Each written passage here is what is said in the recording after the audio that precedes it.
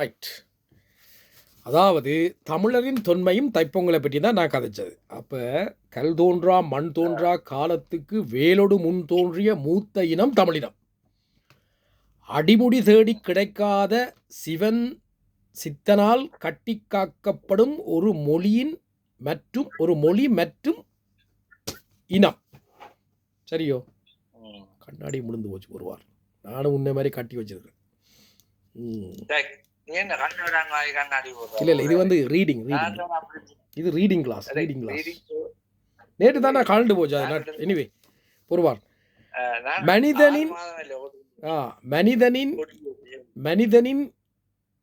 மனிதன் இயற்கையின் ஒழுங்கை அவதானித்து அறிவை பயன்படுத்தி தன்னை பாதுகாத்து வாழ கற்றுக்கொண்டான்.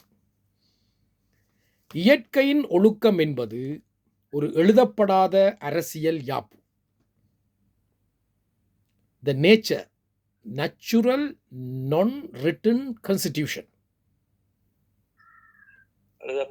எழுதப்படாத ஒரு இயற்கை, அதாவது வந்து இயற்கையில வந்து எழுதப்படாத ஒரு கான்ஸ்டிடியூஷன் அது. சரியோ? இயற்கையின் ஒழுக்கம் என்பது ஒரு எழுதப்படாத அரசியல் யாப்பு, நான் ரிட்டன் கான்ஸ்டிடியூஷன். அப்போ ஒழுக்கம் என்பது அறிவு. இதுதான் அந்த கீ பாயிண்ட் நீங்கள் கவனிக்க வேண்டியது. இது நாங்கள் எங்கே கொண்டு வந்து பொருத்த போகிற மட்டும் பார்க்க வேணும். உதாரணமாக ஞாயிறு அந்த பொருள் எல்லாம் எனக்கு படிச்சதே மறந்து போச்சு. பொறுவார், இதை முடிச்சு விடுறேன் டகன். உதாரணமாக ஞாயிறு உதிர்த்த வண்ணம் உள்ளது. The sun is always rising, right? It is always on. ஒரு நாளும் அது ரைஸ் பண்ணுறதில்லை, அது எப்பவுமே இருந்து கொண்டே தான் இருக்குது. பூமி தன்னைத்தானே சுற்றி இரவு பகலை உருவாக்குகிறது. which is 24 hours, 24 மணி நேரத்தை உருவாகுது. தன்னைத்தானே சுற்றி கொண்டு தான் சூரியனுக்குள்ளே போவதாக. சூரியன் வந்து எப்போவுமே, ஞாயிறு வந்து எப்போவுமே தன் வேலையை செய்து கொண்டு தான் இருக்கு. ஸோ சூரியன் சுற்றுகிறது, சரியா? That is call solar. அந்த சோலார் பேனலுக்குள்ள சோலார் அந்த ஃபேமிலிக்குள்ளே நாங்கள் வாரோம். இப்போ இதில் நாங்கள் இந்த இயற்கையினுடைய யாப்பு என்னென்னா, சேவல் காலையில் கூவுது, சரியோ? கதிரவனை கண்டதும் தாமரை மலர்கிறது. 4 மணி பூ 4 மணிக்கு வரும், சரியோ? மல்லிகை நள்ளிரவில் 12 மணிக்கு சரியா நள்ளிரவில் வந்து இந்த மல்லிகை பூக்கிறது, சரியோ? இதே மாதிரி இயற்கைண்ட வந்து சேவல், ஆண் சேவல், பெண் சிங்கம், ஆண் சிங்கம், மானுக்கு கொம்பு இருக்குது, கொம்பில்லை, இதுகளெல்லாம் வந்து ஒரு இயற்கையினுடைய ஒரு விஷயம். இதில் வந்து மனிதனுடைய அறிவு எப்போ வளருதென்றால், ஒரு மிருகத்தை வேட்டையாடுறதுக்கு அவன் வந்து ஒரு ஆயுதத்தால் எடுத்து அடிக்கல அவனுக்கு ஒரு நாளும் அந்த அறிவு வர இல்லை. எப்போ நிழலை கண்டுபிடிச்சு நிழலை வச்சு ஒரு நேரத்தை கணிக்க தொடங்கினானோ அன்றைக்கு தான் அவனுக்கு வந்து மனிதனுடைய அறிவு வளர்ச்சி. அந்த ஞாயிறினுடைய கதிரில் வச்சு காலமே எத்தனை மணி இருக்கும், நிழல் வந்து காலுக்குள்ள இருந்தால் 12 மணி, பின்பக்கம் நின்றுதென்றால் அது பின்னேறம்ன்றது எப்போ மனிதன் கண்டுபிடிச்சானோ அப்போ தான் அந்த அறிவு வளர்ச்சி வருகிறது. அப்போ மனிதனுடைய இயற்கையும் அறிவும் கலந்து தான் இந்த வளர்ச்சி, ஒரு மனித வளர்ச்சி வளர்ந்தோன்று இருக்கு. இப்போ நான் சொல்கிறது புரியுதா உங்களுக்கு? அதாவது குழப்பமாக இருக்கு. அப்போ நிழலை கண்டுபிடித்த மனிதன் நேரத்தை எப்பொழுது கடுவித்தானோ அன்றைக்கு அவனுக்கு அறிவு வளர்ச்சி வந்து விட்டதுன்றதான் அந்த கருத்து. அப்போ நான் அந்த அறிவை பற்றி முதலும் உங்களுக்கு ஒரு கீவேர்ட் சொல்லியிருக்கேன், ஒழுக்கம், அறிவை பற்றியா. அதாவது இந்த அறிவியல் ஒழுக்கம் அப்போ தான் ஆரம்பிக்குது, அவனுக்கு டைமை பற்றி அவன் கண்டுபிடிக்கிறான். இவ்வாறாக இயற்கையுடன் ஒன்றிணைந்து வாழ்ந்த தமிழன் இயற்கைக்கு நன்றி செலுத்தும் முறையே தைப்பொங்கல் ஆகும். இது அப்போ அது வந்து இது வந்து நடந்ததால் அவங்க வந்து இயற்கைக்கு நன்றி செலுத்துகிற விஷயம்தான் தைப்பொங்கல், சரியா? தைப்பொங்கல் ஆகும். இது தமிழனின் நன்றி மறவாது நன்றி மறப்பது நன்னன்று என்பதை எடுத்துக்காட்டாக எடுத்து காட்டுகிறது மட்டுமின்றி இயற்கையை மதித்தான். சரியா? இது எனக்கு எடுத்த பாயிண்ட்ஸ் தானே. அதாவது நன்றி மறப்பது நன்றன்று என்பதை தமிழன் காண்பதற்காக இதை அவன் அந்த இயற்கையை மதித்தான் என்பதுதான் அந்த முக்கியமான ஒரு பாயிண்டாக இங்கே இருக்குது. ஆகவே வேல்காலம் முதல் இன்று வரை நாம் நிலையாக இருக்கின்றோம். அந்த வேல்காலம் என்று சொல்கிறது, நான் திருப்பி உங்களை அந்த வேல்காலத்தை எப்போ கொண்டு வரணுன்றதை நீங்கள் பார்க்கணும். அதாவது மண் தோன்றா கல் தோன்றா காலத்துக்கு வேலோடு முன் தோன்றியன்னு சொல்லியிருக்கேன். வாளோடு இல்லை, வேலோடு முன் தோன்றிய. மாற்றங்கள் சில வரும் தானே, மாற்றம் ஒன்று தான் மாறாதது. அப்போ வெயிட் பண்ணு, வெயிட், அது இருக்குது. இப்போ இது எங்கட இப்போதைக்கு இருக்கிற விஷயத்தை தான் சொல்ல வரேன். இப்போ நான் வேல்காலம் என்று சங்கத்துக்கு முதலே சொல்லிட்டேனே, மண் தோன்றா கல் தோன்றா காலத்துக்கு வேலோடு முன் தோன்றியவன். ஏன்னா அதுக்கு சங்கம் எல்லாம் அதுக்கு பிறகு தானே வந்திருக்கு. அதுக்கு பிறகு மனிதன் இயற்கை வளத்தை பற்றி சொல்கிறோம். அப்போ இயற்கையை இப்போ நாங்கள் அவதானித்து வாழ தொடங்கினமோ, நேரத்தை கணிக்க தொடங்கினமோ, அப்போ தான் எங்களுக்கு அந்த அறிவு வளர்ச்சி ஆரம்பிக்குதுன்னு தான் சொல்கிறேன். சரியோ? ஸோ இன்று வரை நாம் நிலையாக நிற்கின்றோம், சிறப்பாக வாழ்கின்றோம்.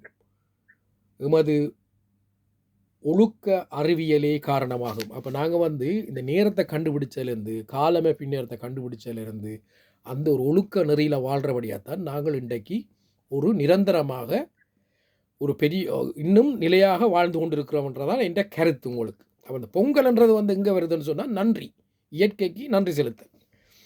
அடுத்த உதாரணமாக இயல் இசை நாடகம் என்பது 3 பிரிவுகளாக தமிழ்கள் உள்ளது. சரியோ? அதாவது தமிழில் உருவம், இயலிசை, நாடகம். ரைட்? இப்போ நான் அதுக்குள்ள நான் உங்களுக்கு போக இல்லை. இயலிசை நாடகம், நூல்கள், மாத்திரை, யாப்பு, அறிவு. இப்போ இதை பேஸ் பண்ணித்தான் இப்போ தமிழண்ட உருவத்துக்கு என்ன இருக்குன்றால் இயல், இசை, நாடகம், நிலம், அதாவது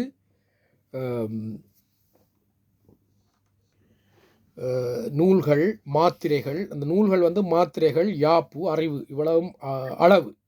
சரியா? இதெல்லாம் சேர்ந்துருக்கு.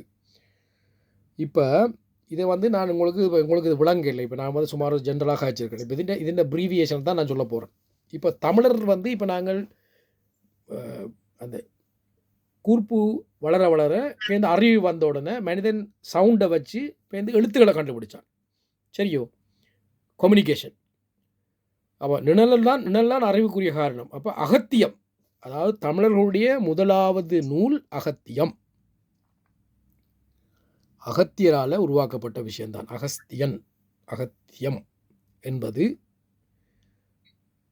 வந்தது அதில் அகத்தியரால் எழுதப்பட்டது. அப்போ அந்த அகத்தியர்கிட்ட கதையை நீங்கள் யோசிக்க பிள்ளையாரை பற்றி யோசிக்கணும். தெரியுதான்? அகத்தியர் அந்த கமண்டலத்தில் கொண்டு அந்த ஆற வைக்கல பிள்ளையார் என்ன செய்தார்? காகமாக போய் அந்த தட்டி விட்டு அந்த தண்ணி ஓடி பேந்து இவர் கலைச்சி கொண்டு போய் பேந்து குட்டி இப்படி குட்டி இப்படி எடுத்து கும்பிடுறார். சரியோ? கும்பிட வைக்கல எப்போவுமே நாங்கள் அந்த பிள்ளையார விநாயகரை நாங்கள் இதை தொடர்ந்து வழிபாட்டு கொண்டு தான் இந்த மிச்சறிவுகளும் போகணும். அதில் ஒரு காரணம் இருக்குது. அதே அகத்தியர் காகத்தை கொண்டு வந்தவர் என்றால் தமிழ் இக்கும் ஆவும் சேர்ந்ததான் கா. இக்கும் ஆவும் சேர்ந்தது ஆ. இக்கும் ஆ ஆ இ. இக்கும் ஈயும் சேர்ந்தது கி, கிளி. அப்போ இது எங்கேயோ ஒரு இடத்துல இயற்கையோட சம்பந்தப்பட்ட மொழியோட கலந்ததாக தான் இந்த தமிழ் இருக்கும். சரியோ? அப்போ இப்படித்தான் அந்த சத்தங்களை எடுத்து இவர்கள் ஆ ஆ இ ஈ உயிரெழுத்து மெய்யெழுத்து அதெல்லாம் கொண்டு வந்திருக்கணும். இதில் அகத்தியருடைய கடைசியான மாணவன் தான் தொல்காப்பியர். சரியோ? அவர் தான் அந்த அகத்தியத்தை எடுத்து வச்சு பேருந்து தொல்காப்பியம் என்ற நூலை எழுதியிருக்கிறார். அந்த தொல்காப்பியம் என்றதான் இதுதான் அந்த கிராமர், தமிழர்களுக்குரிய கிராமர் நூல். சரியோ? இந்த கிராமர் நூலை 10,000 வருடங்களுக்கு முற்பட்டது என்று சொல்லி சீவை தாமோதரம் என்றவர் சொல்லியிருக்கிறார். சரியோ. சீவை தாமோதரம் யாரென்றால் அவர் ஸ்ரீலங்காவில் இருக்கிறவர். அவர் வந்து ஒரு அந்த காலத்தில் போய் இந்த நூல்கள் எல்லாத்தையும் எடுத்து தொகுத்து தொல்காப்பிய பதிப்பு செய்திருக்கிறார். அவர் வந்து 10,000 வருடத்திற்கு முற்பட்டிருக்கலாம் இந்த மொழி என்றதை ஆதாரபூர்வமாக சொல்லியிருக்கிறார். அப்போ அகத்தியம் அதுக்கு முதல்ல எவ்வளோ காலத்துக்கு முதல் இருந்திருக்கும்? சரியோ. இப்போ இப்போ சீவை தாமோதரம் பிள்ளை வந்து சேனாவரை உரையும். இப்போ சீவை தாமோதரம் பிள்ளை வந்து சேனாவரை உரையும் நச்சினக்கினியார் உரையும் கணேசையர் பதிப்பகத்தில் வந்து இந்தியாவில் பதிப்பிச்சிருக்கிறார். அதுக்கு வந்து உலகத்தமிழ் ஆராய்ச்சி நிறுவனம் வந்து உதவி செய்திருக்கு, பொருள் அதிகாரம் பொருள் கொடுத்துருக்கு, காசு. ஆனால் அதுக்கு முதல் ஸ்ரீலங்காவில் வந்து அந்த ஒரு அச்சகம், அந்த அச்சகம் தான் சுண்ணாத்தில் இருக்குது. எங்கே அவங்கள்தான் இதை முதல் இது 2ஆம் பதிகமாக 2ஆம் பதிப்பு. 1ஆம் பதிப்பு செய்தது ஸ்ரீலங்காவில் வந்து அதாவது ஈழத்தில் என்ன பேர் அவருக்கு பேர் மறந்து போச்சு. சீவை தாமோதரம் பிள்ளை வந்து 2ஆம் பதிப்பு செய்தவர். 1ஆம் பதிப்பு செய்தது வந்து முரசொலியா இல்லை ஈழ முரசா ஏதோ ஒரு பதிப்பகம். நான் அதில் இதுக்கு நான் எடுத்து வச்சு நான் கையை விட்டேன்.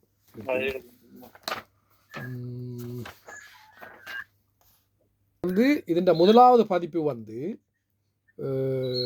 தொல்காப்பிய நச்சினி உரை மற்றும் அவருடைய கிடைக்கத்தகாத இயற்கைக்கு பேரராசிரியர் முழுமையாகப்பட்ட தமிழ் தொன்மை பாடும்போட்டு ஈழகேசரி அதிபர் நா பொன்னையா பிள்ளை 1997ஆம் ஆண்டு சீவை தாமோதரம் பிள்ளை பதிப்பித்த நச்சினிக்கேரிய உரையை கூடிய தொல்காப்பிய எழுத்ததிகாரத்தை மாணவர்கள் பயன்படுத்தும் வகையில் கொண்டு வந்தார். அதாவது வந்து இவர் வந்து 1ஆவது பதிப்பு அவர் தான் செய்தது. 2ஆவது பதிப்பு தான் இங்கால கணேசையர் பதிப்பு வந்து கணேசையர் பதிப்பகத்தில் செய்தவர். சரி, எனிவே ரைட். அப்போ வந்து அதில் 10,000 ஆண்டுன்னு சொல்லியாச்சு தமிழின் தொன்மை. இப்போ இதில் வந்து இதுக்கு வந்து பவனந்தி முனிவரும் உரை எழுதியிருக்கார். பவனந்தி முனிவர்ன்றது வந்து அவர் வந்து ஒரு சமண முனிவர், ஜெயின். இப்போ இதில் நாங்கள் என்ன பார்க்கணும் என்றால் எங்கட தமிழர்களுடைய 5 வகையான காப்பியங்கள் எது? சீவக சிந்தாமணி, மணிமேகலை, மற்றது என்ன வெள்ளான் கண்ணகி, அப்படி ஒரு 5 புத்தகம் இருக்குது அதில். சரியோ. வளையாபதி, ரைட். மற்றது மணிமேகலை, வளையாபதி, சீவக சிந்தாமணி, குண்டலகேசினி,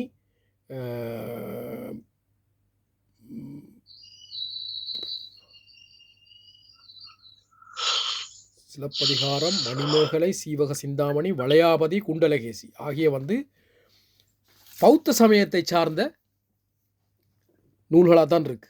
அங்கே கடைசியிலே ஒரு பௌத்தம் ஒன்று வருது. இவர் ஒரு சமண முனிவர் எழுதியிருக்கிறார். அப்போ எங்கட இனம் வந்து எல்லாத்தோடையும் கலந்துருக்கு. சமணம், பௌத்தம், இந்து, சைவம் எல்லாமே கலந்த ஒரு மொழிதான், கலந்த ஒரு இனம். இதுக்குள்ள ஆறுமுக நாவலரும் இதுக்கு வந்து வழிமொழி எழுதியிருக்கிறார், விளக்க உரை, தெளிவுரைகள். சரியா. ஸோ இந்த தொல்காப்பியம்ன்றது வந்து எழுத்ததிகாரம், சொல்லதிகாரம், பொருளதிகாரம் என்று இருக்கு. சரியோ. இப்போ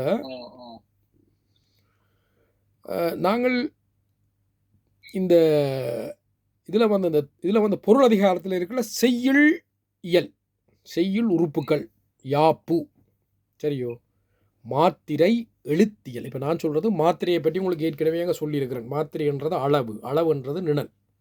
சரிதானே. அப்போ இப்போ நான் என்ன சொல்ல வரேன்னு சொன்னேன். இப்போ இதுவள வந்து நான் ஏன் இதை சொல்ல வரேன்டா, இது வந்து உங்களுக்கு ஆக்கபூர்வமாக கல்வி அறிவுள்ள கல்விமான்களுக்கு நீங்கள் கேட்குற எவிடெண்ட்டை தான் நான் சொல்லியிருக்கேன் இதில் புக்குகளை பற்றி. ஆனால் நீங்கள் அந்த எவிடன்ஸுக்கு வெளியால் வர வேணும். எவிடன்ஸுக்கு வெளியால் வந்து பழையபடி நாங்கள் அந்த காடுகளுக்குள்ள வாழ்கிறதும் அந்த நிழலை பார்த்து கண்டுபிடிக்கிற வேலைக்கு பாட்டுக்கும் போகிறோம். அங்கே வந்து அந்த நிழலை பார்த்து நாங்கள் கண்டுபிடிக்கிற என்ன ஒரு அளவு, அந்த அளவை அந்த காலத்தில் மாத்திரை என்று தான் சொல்கிறது. சரியோ? மாத்திரை மாத்திரை இந்த நான் சொல்ல மருந்து குளிசை மாத்திரை போடுங்க ஐயான்னுவாங்க. மாத்திரை ஐயா அந்த மாத்திரையை தாங்க தான் முந்தி நான் கேட்குறேன். மருந்து குளிசைன்னு கேட்குறேன் இல்லையா? மருந்து குளிகை குளிகை குளிசை மாத்திரை என்ற அளவு. அந்த மாத்திரைன்றது அந்த காலத்துலேருந்தே நாங்கள் பழகி இருக்கிறோம். இந்த எழுத்துக்களில் இருக்குது மாத்திரை. அது என்ன சொல்லியிருக்காங்க என்றால், மாத்திரை எழுத்தியல் அசைவகையென யாத்த சீரே அடியாப்பென நோக்கே பாவே அளவியல் என. இது ஒரு மனிதன் அறிவு. அந்த என்னதான் இருந்தாலும் அளவுக்கு மிஞ்சினால் அமிர்தமும் நஞ்சன் ஒன்று இருக்கு தானே. அப்போ எழுத்துக்கும் ஒரு அளவு இருக்கு. அ குடில், ஆ நெடில், அ ஆ இ அது நெடில் குடில். நெடில் என்றால் பெருசா, ஆ என்றா நெடில், அ என்றா குடில், அது அளவு. சரியோ? அப்போ இக் மெய்யெழுத்து உயிரெழுத்து, உயிரும் மெய்யும் சேர்ந்தது தான் எங்கட தமிழ் எழுத்து. தமிழில் 31 எழுத்து தான் இருக்கு. தெரியுமோ? அது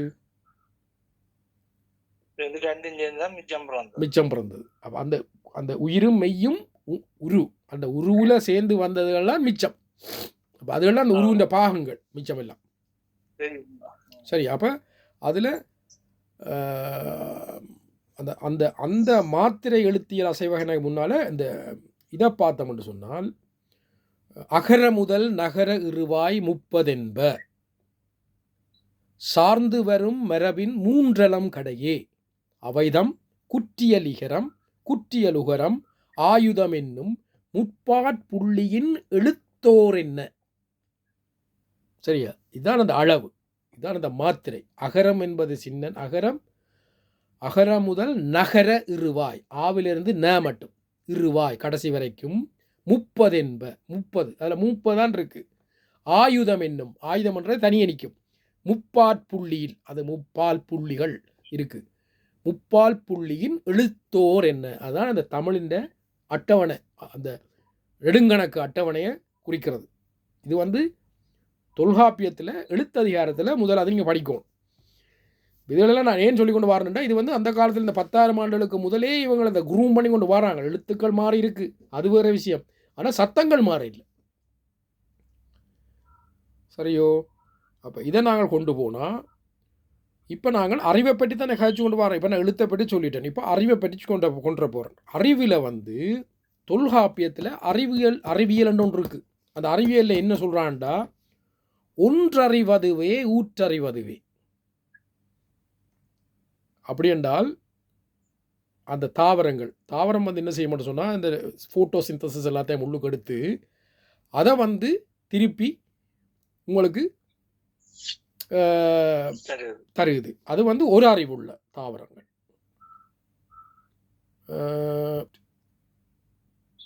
ரெண்டறிவதுவே அதனுடன் நாவே. அது என்ன நடக்குது, ரெண்டு அறிவுடையது நத்திய நாக்களி பூச்சி, மற்றது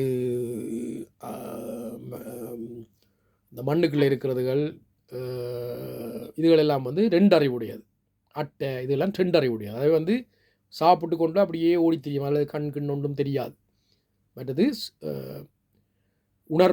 உணவும் தான் அவைக்கு இருக்கு. மூன்றறிவதுவே அதனுடன் மூக்கே, கண் இருக்காது. எறும்பு, ஈசல், வேறு என்ன அப்படியான மிருகங்கள், மிருகங்கள் இல்லை, அப்படியான அந்த மாதிரியான ஊர்வன எல்லாம் மூன்றறிவு இருக்குது. அதில் கரையான நாங்கள் கவனமாக பார்க்கணும். கரையான் பூடு கட்டும் எல்லாம் செய்யும். பேந்து 4 அறிவதுவே அதனுடன் கண்ணே. அப்போ அது காது இருக்காது, கண் மட்டும் இருக்குது. அதான் பாம்பு இனங்கள், நாகபாம்பு, இப்படியான விஷயங்கள் எல்லாம் அதுகளுக்கு காது இல்லை. ஆனால் என்ன செய்யும், அது போய் கரையான் புத்துக்குள்ளே இருந்துடும். பேந்து கரையானை கலைச்சி போட்டோ அல்லது இன்னும் ஒரு விஷயம். அப்போ அவைக்கிற தொடர்பு உணவு சங்கிலி இருக்குது. இலைய சாப்பிடும் நத்தேளதுகள் இப்போ அதை எறும்பு அதுகள் அந்த மாதிரி கண் தெரியாதவர்கள் போய் அதுகளுக்கு இலைகளோடு இருக்கும். இப்போ இந்த கரையான் கட்டுது. இப்போ இந்த அதில் உணவு சங்கிலி. மூன்றாவது, நான்காவது 4 அறிவது, அடுத்த 5வது ஐந்தறிவு என்பது அதனுடன் காதே. அப்போ மிருகங்கள், பறவைகள், அதுகள் எல்லாம். 6 அறிவு என்பது அதனுடன் மனத்தே. அதான் இப்போ இந்த ஃபுல் பிக்சரை நீ எடுத்தீங்கன்னு சொன்னால் இதை வந்து ஒரு படமாக எஞ்சாலகுன்னா ஒரு முருகன் உருவம் ஒன்று வரும். காலுக்கு கீழே வந்து புல்லுகள் இருக்கும், அதுக்கு மேலே பாம்பு இருக்கும், பாம்புக்கு பாம்பு எங்கே இருக்கும், கரையான் புத்துக்கு இருக்கும், கரையான் புத்துக்குள்ளேண்டா அதுக்கு கண் இருக்காது. இப்போ இந்த அங்கால அந்த கரையான் புத்துக்குள்ளே இருக்கும், கரையான் புத்துக்கு இருக்குள்ள தொடர்பு. இப்போ இந்த ஒரு மயில், இப்போ இந்த அதுக்கு மேலே ஆள், இப்போ இந்த அதுக்கு மேலே அறிவு, ஆறறிவு, அது சென்ஸ். அப்புறம் அறிவினுடைய உருவத்தை வந்து அந்த காலத்தில் எங்களுக்கு கீறி தந்திருக்கிறாங்க. இந்த பாட்டை வச்சு இந்த படத்தை கீறி தந்தாங்களா, இல்லை இந்த படத்தை வச்சு அந்த படத்தை வச்சு இந்த பாட்டு எழுதினாங்களான்னு எங்களுக்கு தெரியாது. ஸோ அதனால தான் இந்த முருகன் வேல் முருகன் வேல்ன்றதான் அறிவு, ஞானம். அந்த அந்த முள்ளந்தண்டிலேருந்து ஏறி மேலே வந்து விரிகிறது தான் அந்த ஞானம் என்று சொல்கிறது. சரியா? ஸோ அதால் முருகனுக்கும் இந்த பாட்டுக்கும் தொல்காப்பியத்துக்கும் ஒரு தொடர்பை நான் உங்களுக்கு விளங்கப்படுத்தியிருக்கேன். You got it? சரி, இப்போ இதில் வந்து இன்னொரு விஷயம் இருக்குன்னால், தொல்காப்பியத்தில் இன்னொரு விஷயத்தை சொல்கிறாங்க. நிறைமொழி மாந்தன் ஆணையில் கிளந்த மறைமொழிதானே மந்திரம் என்ப. மந்திரத்தை பற்றி சொல்லி கிடக்கு. அப்ப நிறைமொழி மாந்தன் என்றால் யாரு?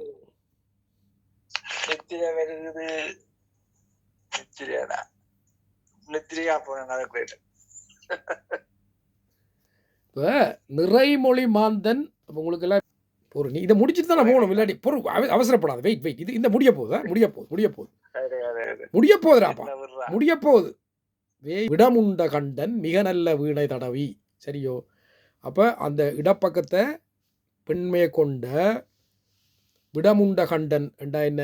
அந்த ஒருத்தண்ட வருத்தம் துன்பத்தை தண்டனைகளை எடுத்து அதுக்கு மருந்து செய்யக்கூடிய மிக நல்ல வீணை தடவி, நாடிகளை பிடித்து பார்த்து ஒருத்த பிரச்சனையை கண்டுபிடிக்கக்கூடிய வேயிறு தோழி பங்கன் விடமுண்ட கண்டன் மிக நல்ல வீணை தடவி மாசரு திங்கள் கங்கை, அதாவது சுத்தமான பிரபஞ்ச சக்தியை உள்ளே கொண்டு வர. அதான் இந்த மேலே வந்து நிலாவை காட்டி அது எங்களுக்கு ரங்குற மாதிரி காட்டி அப்படி ரங்கக்கூடிய பிரபஞ்ச சக்தியை உள்வாங்கக்கூடிய மிக நல்ல வீணை தடவை மாசரு திங்கள் கங்கை முடிமேல் அணிந்த அது உளமே புகுந்த கதனால், அந்த பிரபஞ்ச சக்தி உள்ளுக்குள்ள ரங்கினபடியால் ஞாயிறு முகம், திங்கள் தொண்டை, செவ்வாய் நெஞ்சு, வியாழன் வயிறு, வெள்ளி எங்களோட புறப்புறுப்புகள் அந்த பக்கம்,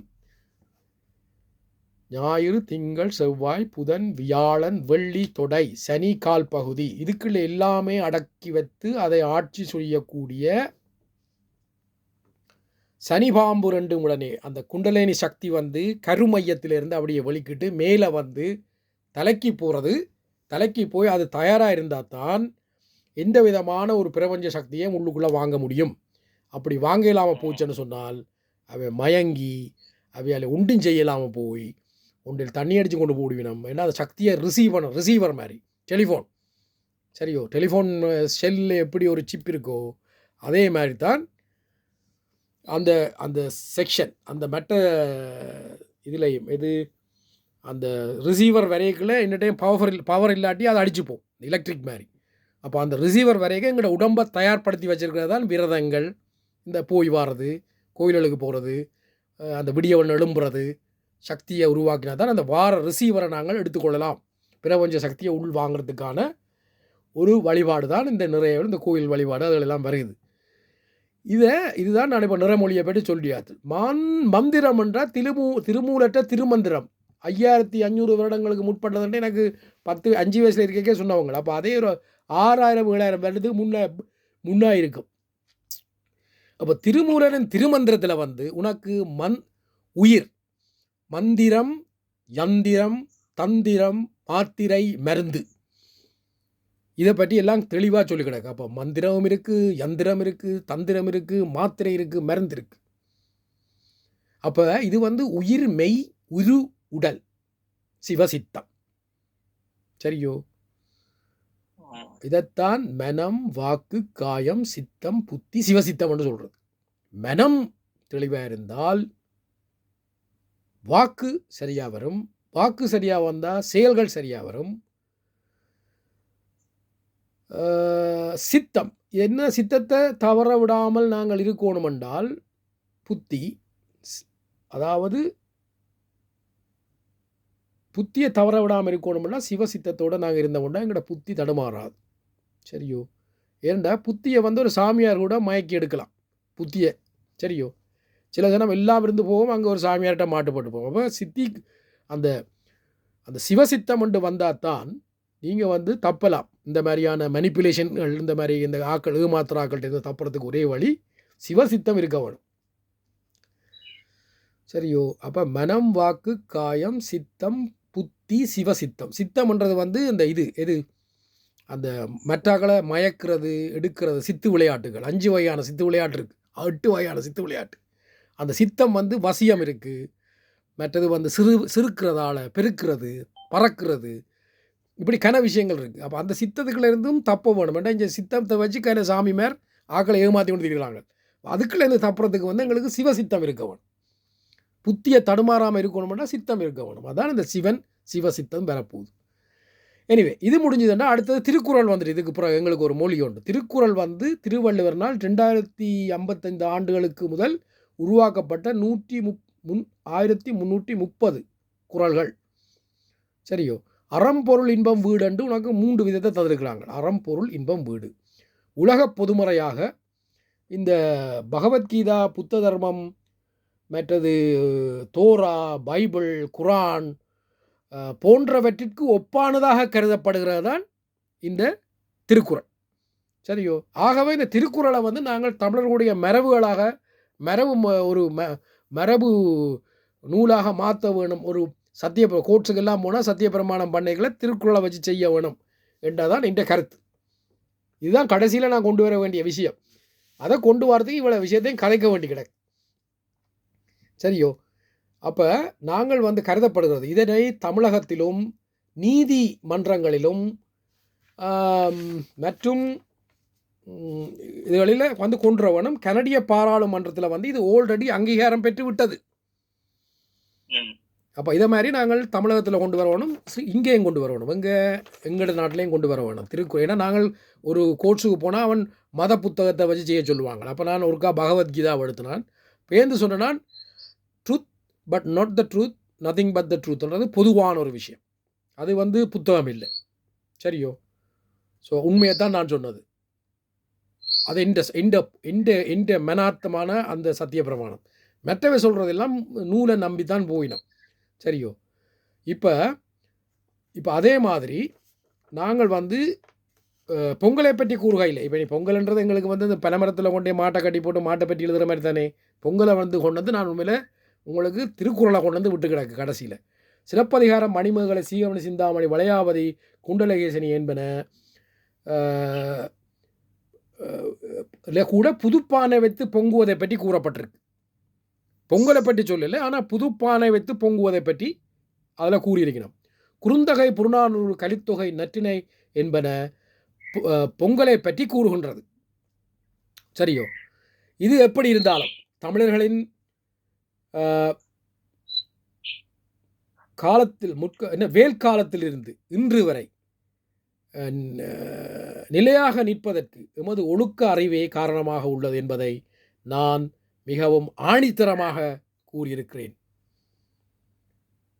ஓகே, இத்துடன் என்னுடைய கட்டுரை முடிவடைந்தது. இதை இனிவில் மக்களுக்கு நான் சொன்னேன். அவர்கள் எவ்வளோ கேட்டார்களோ தெரியல. உனக்கு சொன்னாலே அது ஒரு 1000 பேருக்கு சொன்ன மாதிரி. அதனால தான் மெனக்கட்டி இவ்வளோத்தையும் சொன்னேன். தயவு செய்து எனக்கு முழங்காட்டி திருப்பி கேள்விகள் நான் அனுப்ப போகிறேன். உனக்கு வடிவாக ரீட் பண்ணி போட்டு திருப்பி கேள்வி கேட்குற. அடுத்த முறை நீ எனக்கு இதை சேரமாக சொல்கிறேன். பிஸ்னஸ் ஒன்று செய்யல வந்து சாதாரணமாக யாழ்ப்பாணத்துக்குள்ளேயும் கொழும்புக்கையும் பிஸ்னஸ் செய்யணுமெண்டா உனக்கு சில வேளை பெருசாக தெரிய வேண்டிய அவசியம் இல்லை. இதுகள் எல்லாம் வெளிநாடுன்ட்டு நீ வந்து செய்யல. நான் ஒரு பண்ணையை வளர்த்து எடுத்து இன்றைக்கி ப்ரொமோட் பண்ணுறேன்டா. அது காரணம் என்ன? எங்களோட காலத்தில் ஏடுகள் இருந்திருக்கு, மரங்கள் பாவிக்கப்பட்டிருக்கு, எங்களோட சமூகத்தோடு எங்களோட தமிழ் இனத்தோடு சம்மந்தப்பட்ட சில பொருட்கள். அது அந்த காலத்தில் கல் குடிச்சிருக்கிறாங்க, கல் உண்டார் இருக்குது. ஆனால் அதில் அந்த காலத்தில் கல் மட்டும்தான் இருக்குன்றதை திருக்குறளையும் சொல்லியிருக்கிறார். உண்ணாமை என்று சொல்லியிருக்கு. அப்போ வந்து இவங்க இந்த சாராயத்தை கண்டுபிடிக்காத காலம். சரியோ? அப்போ அவங்க கல்லைத்தான் பெரிய கூடாதமாக பார்த்தது. ஆனால் இன்றைக்கு 35% வந்துட்டு வேற குடிக்கிறதுக்கு. இப்போ கல்லுன்றது ஒரு சாதாரண ஒரு பானமாக போச்சு. ஆகவே திருக்குறள் கூட சில வேளையில் ஒரு அவுடேட்டாக தான் இருக்குது. அதில் நான் அந்த அகத்தியத்தில் வந்து திருக்குறளை கூட 247 30 அதிகாரம் இதை வெளியே வச்சுருக்கேன். நான் என்னென்னு விளங்க இல்லை. பட் அதால் இது வந்து இன்றைக்கு திருக்குறளும் சிலவள் அவுடேட்டாக போகும் சில காலத்தில். ஆனால் நாங்கள் அந்த தொடர்பை தான் பார்க்கணும். தொடர்பு வந்து என்னென்றால் ஒரு இயற்கையான ஒரு நேச்சுரல் யாப் ஒன்று இருக்குது. அது வந்து எங்களோட மொழி, அது அரசியல் யாப்பு வந்து மாற்றலாம். ஆனால் இயற்கை யாப்பை இது வரைக்கும் மாற்றலாம். அது மாத்திரன்னா உனக்கு ஆயிரக்கணக்கில் 1000 2000 3000 ஐ டோன்ட் நோ 10,000 இயர்ஸ் செல்லும் இயற்கை வளத்தை மாற்றுறதுக்கு. இன்றைக்கு அது வந்து இயற்கையினுடைய யாப்பு, அது அப்படித்தான் இருக்குது. அதை நாங்கள் மாற்றலாது. அப்படின்னா சூரியன் வந்து நாங்கள் வந்து இரவு பகல் வராமல் போகணும் எங்களுக்கு, சரியோ? அப்படின்னா தான் அந்த யாப்பு மாறிட்டுன்ற அர்த்தம். அப்போ அப்படி மாறாது. மக்கள் தேவைகளும் மாற்றங்களும் வர வர யாப்புகள் மாற்றி கொண்டு போகிறாங்க. அது வந்து ஒரு பவர் கண்ட்ரோல். ஆனால் என்னதான் பவராக இருந்தாலும் இயற்கையினுடைய யாப்பை யாராலையும் மாற்றலாது. அது வந்து அதை நாங்கள் பேஸ் பண்ணி போய் கொண்டிருந்தோம் என்று சொன்னால் ஒரு அளவுக்கு நாங்கள் தாக்கு பிடிக்கலாம். அதுதான் தமிழன் செய்திருக்கிறான். அந்த காலத்தில் பொங்கல் வழிபாடு நடந்திருக்கு. வேலுன்ற ஞானத்தை கொண்டு வந்திருக்கிறான். மாத்திரையை கண்டுபிடிச்சிருக்கிறாங்க, அளவை கண்டுபிடிச்சிருக்கிறாங்க. அதே நேரம் அதை ஒழுக்க நெறிக்கு ஒரு வழிமுறையை கண்டுபிடிச்சிருக்கிறாங்க. மந்திரம் யந்திரம் அதை கண்டுபிடிச்சிருக்கிறாங்க. ஸோ இதெல்லாம் வந்து அதுக்கு ஒவ்வொருத்தர் கூடு விட்டு கூடு சித்தம்ன்றது, அதான் அந்த சித்தம்ன்றது தான் இதில் ஒரு மிக முக்கியமான விஷயம். கூடு விட்டு கூடு வாரது இருக்குது, சரியோ? அப்போ இந்த சித்தம் வந்து நாங்கள் சித்தத்துக்குள்ளே சித்தம்ன்றது நல்ல சித்தம் இருக்குது, கூடா சித்தம் இருக்குது. அதில் தப்புறதுக்கு சிவசித்தத்தோடு இருக்கணும். சிவசித்தம் வந்துட்டா ஒருத்தரம் ஒன்றும் செய்யலாது. அப்போ சிவசித்தம் வேண்டா என்ன பியூரிட்டி, அதான் வேறு தோழி பங்கன் விடமுண்ட கண்டன் மிக நல்ல வீணை தளவி, அந்த மாதிரியான ஒரு டேலண்ட்டாக நாங்கள் வரணும். சிவன்ன்றது எங்களுக்கு தான் இருக்குது. அந்த மாதிரியான சக்தியை வச்சு நாங்கள் ஒரு ஸ்டாக் மார்க்கெட் கூட செய்யலாம். இப்போ எனக்கு தெரியுது, ஆனால் நான் வந்து விஷயம் செய்யலாம்னு சொல்கிறேன்னு தவிர, ஆனால் அதை செய்கிறதுக்குன்னு ஒருத்தன் இருப்பான். படிப்பிக்கிற ப்ரொஃபஸர் எல்லாம் பிஸ்னஸுக்கு வர இல்லை, விளங்குது? அவங்க படிப்பிக்க தான் தெரியும், விஷயத்தை தெரியும், செய்ய தெரியாது. அது கட்டும் உனக்கு லக்கின தெரிய வகையில் இருக்குது. எனக்கு வந்து எனக்கு என்ன சொல்கிறாங்கன்னா சகட யோகமும் இருக்காம், மற்றது லக்கினத்தில கேது கொண்டு ஒரு வாரம் புத்தகத்தை திறந்தது பாப்பம் இருக்கா. லக்கினத்தில் கேது ஏண்டா என்னென்று பார்க்குறது, நானா போட்டு அதுக்குள்ள கேது வரும். இப்போ வந்து எனக்கு வந்து முதல்ல ராசியா நவம்சத்தையா பார்க்குறது?